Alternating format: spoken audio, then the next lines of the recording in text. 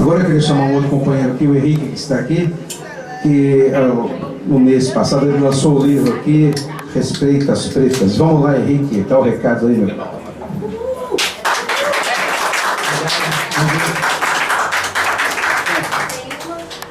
Esse livro aqui é o meu livro novo, livro 13, Respeita as Pretas, tá? É uma prosa de ficção da década de 70 e 80 no movimento Black.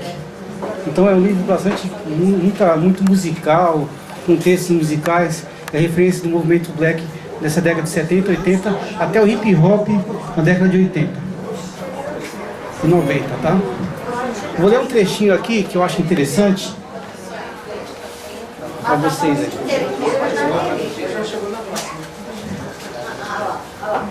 Depois de passar pela obrigação da revista da comida, Teresa ainda vai passar pela experiência mais vexatória de sua vida, a vistoria arbitrária de seu corpo.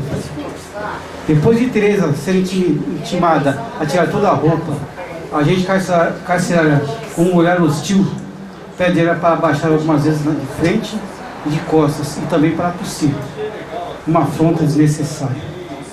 Terminando a revista, Teresa coloca sua roupa, recolhe a comida que trouxe enquanto os seus olhos saem lágrimas de indignação. Respira fundo, enxuga as lágrimas e adentra ao pavilhão para ver seu amigo Tito.